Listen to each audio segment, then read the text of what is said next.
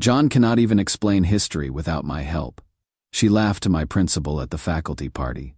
I smiled politely while my colleagues watched in silence. 3 months later, when her phone rang during our dinner, she had no idea what the voice on speaker was about to reveal. I am Jonathan, 30M, a high school history teacher in a decent suburban district. I have been teaching for 8 years, have my master's in education, and generally get along well with my colleagues and students. I am not trying to sound arrogant, but I have always been considered knowledgeable in my field.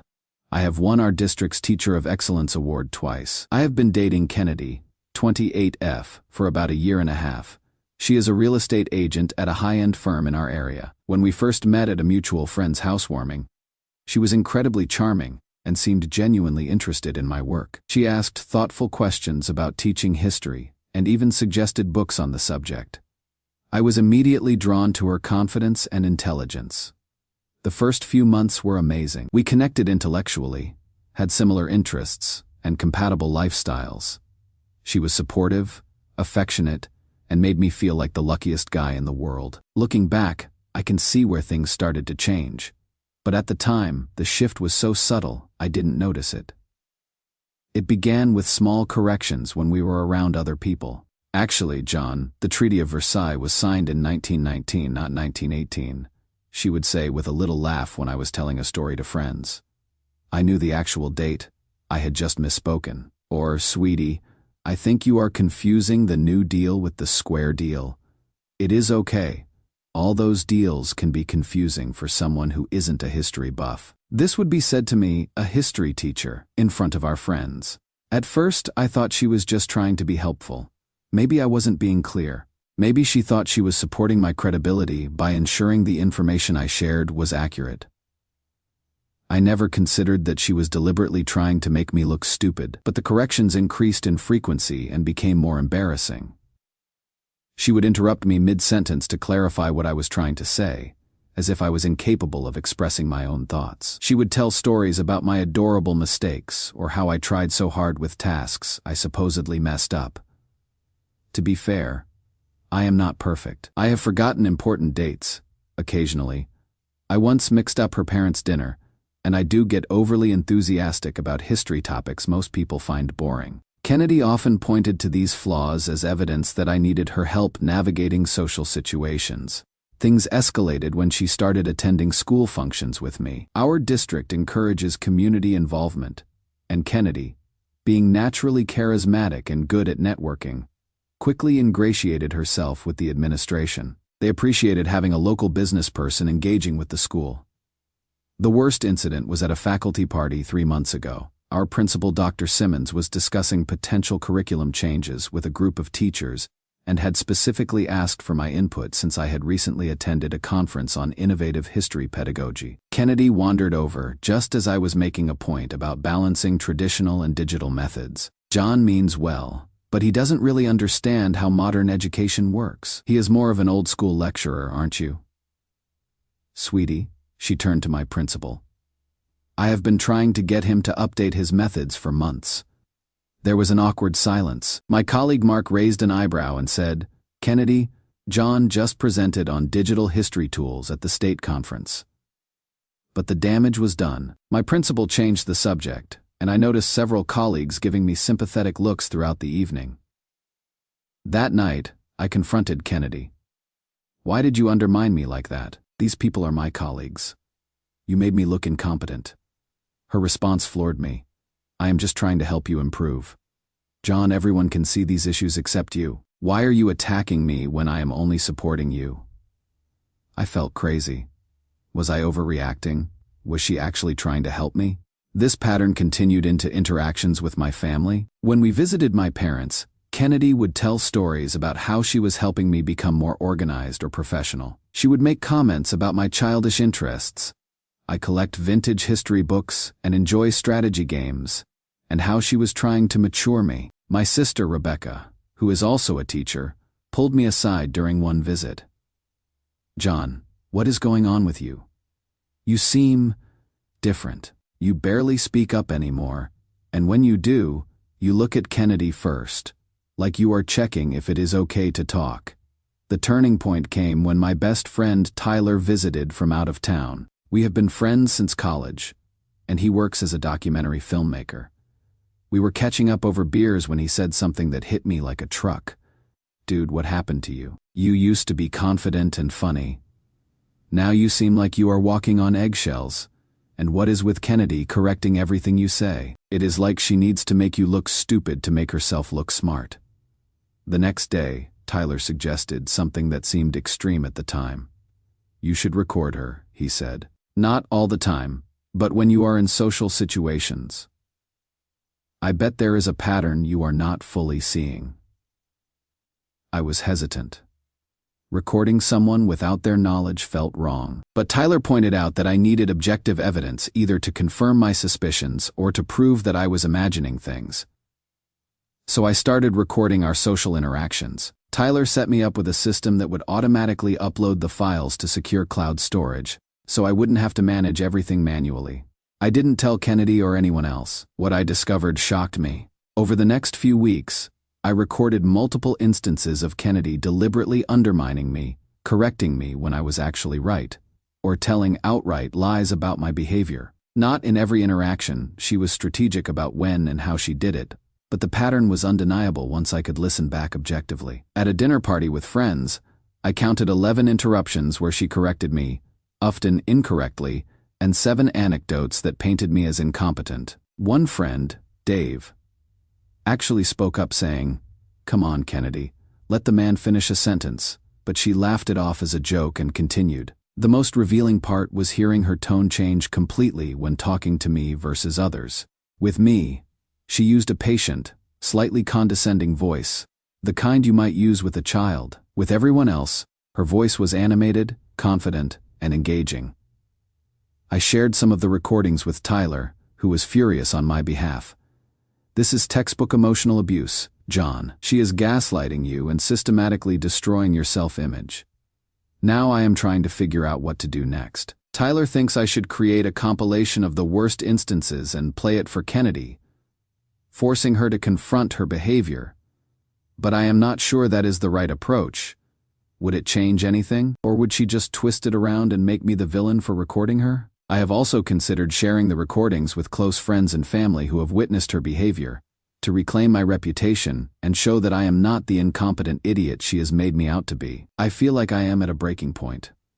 This woman I thought I loved has been systematically tearing me down for over a year, and I have only just realized the extent of it. I don't even know if I want to salvage this relationship, but I do want to reclaim my self-respect and professional reputation.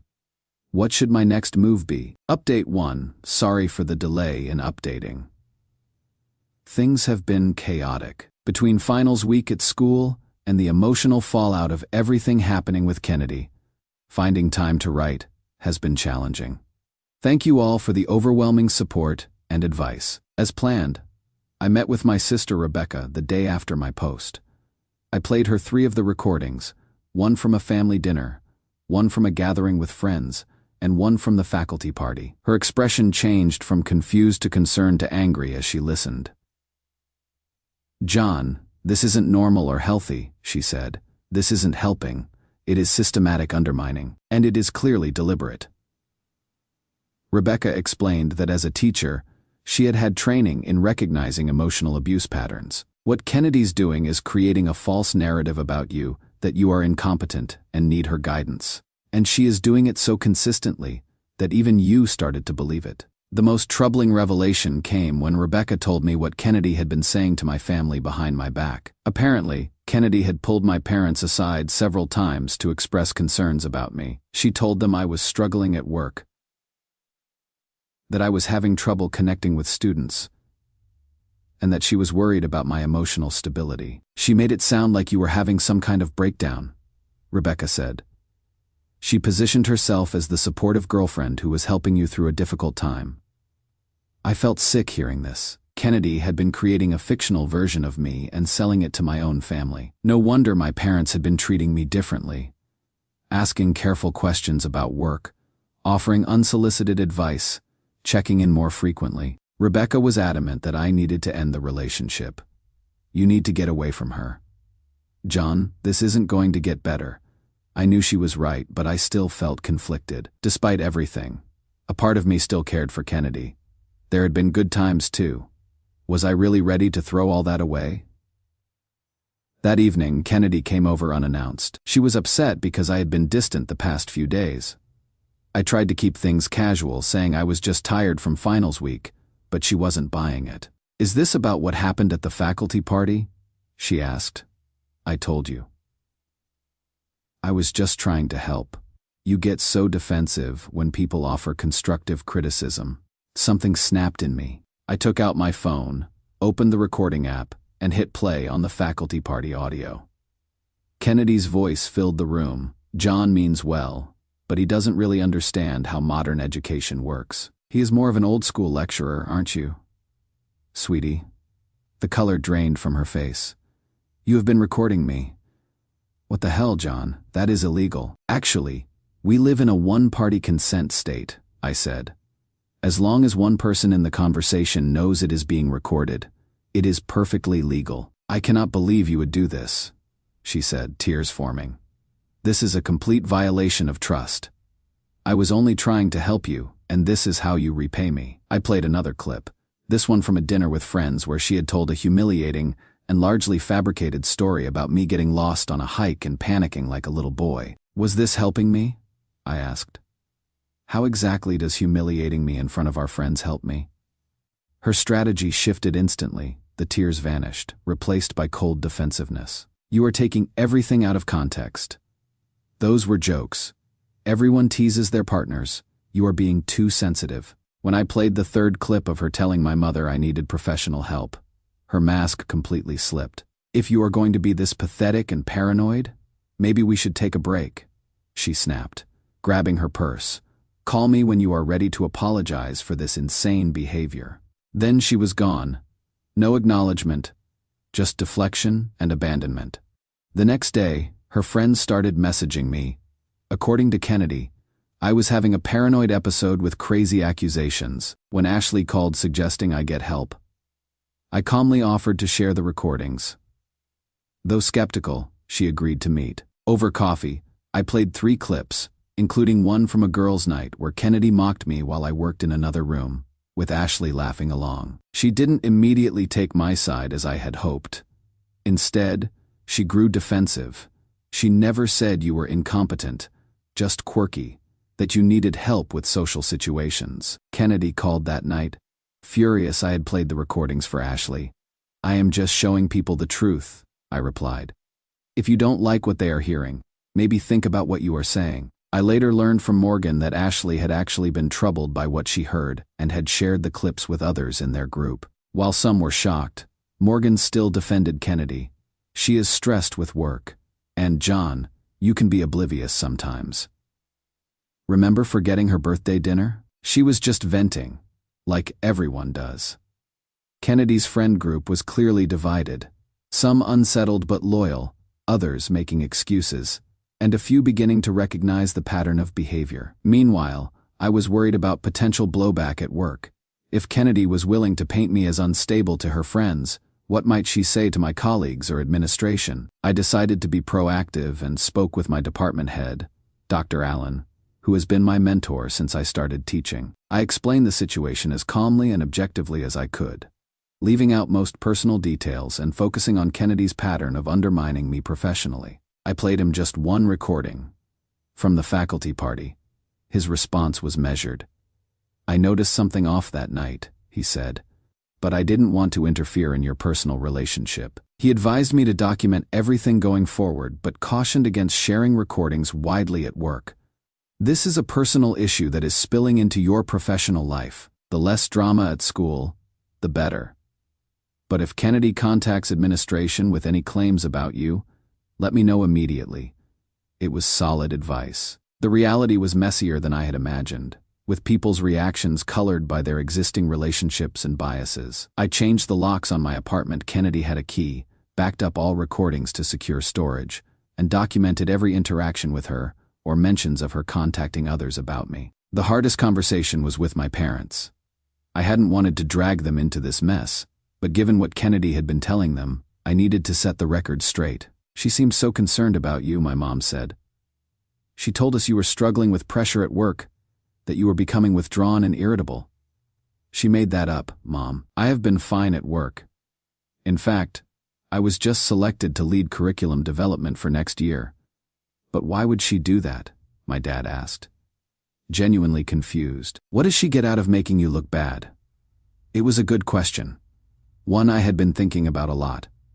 I think it is about control and insecurity, I said. Kennedy grew up with a mother who was extremely critical and competitive.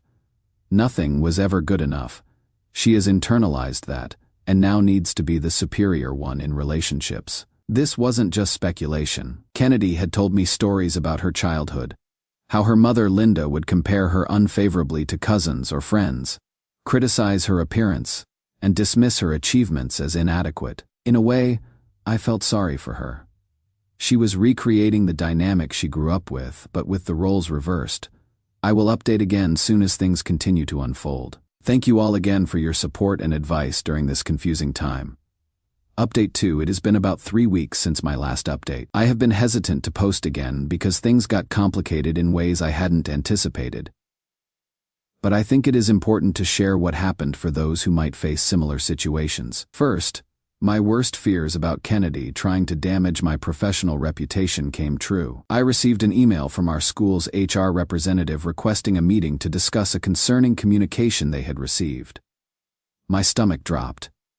Kennedy had made good on her implied threat. Dr. Allen joined me at the HR meeting where they explained they had received concerns about my mental health and allegations I was recording students. I clarified that I had only recorded personal conversations to document emotional abuse during my breakup with Kennedy. Never students. Dr. Allen vouched for my teaching, and while HR seemed satisfied, they still needed to check with some students and parents' standard procedure that left me feeling violated despite being relieved. This pushed me to consult a lawyer, who confirmed my recordings were legal, but suggested a cease and desist letter first. While waiting for that, Claire, Kennedy's friend, reached out unexpectedly. This isn't the first time she has done something like this. Over coffee, Claire revealed Kennedy had done the exact same thing to her ex, Alex, 2 years ago, systematically undermining him, then telling everyone he was emotionally abusive and unstable when he broke up with her. Claire had reconnected with Alex, whose experience matched mine disturbingly well. This wasn't about me. It was Kennedy's control playbook. Things escalated when students and parents received anonymous messages asking if they had noticed concerning behavior from me. The messages were carefully crafted to avoid direct accusations while planting suspicion. My lawyer was alarmed. Contacting minors to generate false accusations crosses a serious line. The restraining order hearing followed, with Kennedy's attorney portraying me as paranoid and obsessive, while denying she sent the student messages. The judge granted the order but acknowledged gray areas without definitive proof of who sent the messages. Kennedy immediately played victim on social media, referencing surviving an abusive relationship without naming me directly. Though some believed her, the direct attacks finally stopped. The school investigation concluded with no findings against me. My principal delivered the good news but added, "John, I would appreciate if you kept the personal drama away from school going forward. This has been disruptive for everyone." I understood. While he supported me, he had to consider the entire school community. For now, the legal protections are in place. Work is returning to normal, and I am seeing a therapist who specializes in recovery from emotional abuse. I am focused on healing and moving forward. Final update. It has been about 6 months since my last update, and I think it is time for a final post to bring closure to this chapter of my life. A lot has happened, and I wanted to share where things landed for those who might find themselves in similar situations. First, the restraining order has been effective at keeping Kennedy out of my immediate life. There have been no further direct attempts to contact me or to interfere with my work. The temporary order was made permanent after Kennedy failed to contest it at the follow-up hearing. That doesn't mean there haven't been ripple effects. Kennedy has maintained her narrative on social media and with mutual acquaintances, portraying herself as someone who escaped a controlling relationship. Some people continue to believe her version of events, despite the evidence to the contrary. Morgan, who remained firmly in Kennedy's camp, still gives me cold looks when we run into each other around town. I have heard she tells people I manipulated recordings to make Kennedy look bad. At this point, I have accepted that some people will never know or acknowledge the truth. Ashley, on the other hand, eventually came around completely after she had her own falling out with Kennedy. Apparently, Kennedy began treating her the same way she treated me once. Ashley started questioning her behavior. Ashley called me to apologize for not believing me sooner. I should have seen it, she said. The signs were all there. But it is like you don't notice the pattern until you are the target. Professionally, things have stabilized, though not without some lingering effects. While my principal and department head were supportive throughout the ordeal, I can tell some colleagues remain uncertain about what really happened. There is an unspoken wariness from a few teachers who likely heard rumors but never got the full story. The parent community has been surprisingly supportive. After the school sent out that communication about inappropriate messages, several parents reached out to express their confidence in me. One mother told me her son had received one of the messages and had immediately defended me, saying, "Mr. Peterson is the best teacher I have." That is just not true. That meant more to me than I can express. On a personal level, the healing process has been gradual but steady. I continued meeting with the therapist for several months, working through the emotional impact of Kennedy's abuse. She helped me recognize how the relationship had affected my self-perception and confidence, and gave me tools to rebuild a healthier sense of self. My relationship with my family has deepened through this experience. My dad, who initially struggled to understand emotional abuse, has made real efforts to educate himself. "I always thought abuse was just physical," he told me recently. "I never realized how someone could hurt you just with words and manipulation. I am sorry you went through that." Son, as for dating, I have been cautious. I had a few coffee meetups that didn't go anywhere, mainly because I was still too guarded. But about 2 months ago, I met someone through a history education conference who knows nothing about my past with Kennedy. Melissa is a museum educator who shares my passion for history. We have been taking things very slowly, but it has been refreshing to interact with someone who sees me clearly without the distorted lens Kennedy created. I have been upfront about coming out of a difficult relationship without going into all the details, and she has been respectful of my boundaries. I have had to work through some trust issues. Early on, I caught myself analyzing Melissa's comments for hidden criticisms, or keeping mental tallies of who paid for what. Hypervigilant for signs of the same patterns, but those moments have become less frequent as I have gotten to know her. Kennedy has apparently moved on as well. According to Claire, who still hears gossip through mutual friends, Kennedy is now engaged to the man she started dating shortly after our breakup. Part of me wants to warn him about what he is getting into, but I know that would violate the restraining order and likely backfire anyway. I have kept the recordings secured but haven't listened to them in months. They serve their purpose, validating my experience, providing legal evidence, and helping key people understand what was happening. But constantly revisiting them was keeping me stuck in that mindset. The most significant change has been in how I view relationships and my own boundaries. I am more attuned to early warning signs of manipulation, more willing to speak up when something feels off, and less likely to dismiss my own discomfort for the sake of keeping peace. This will be my final update. It is time to close this chapter and focus on writing a better one. Thank you to everyone who offered support and advice throughout this journey.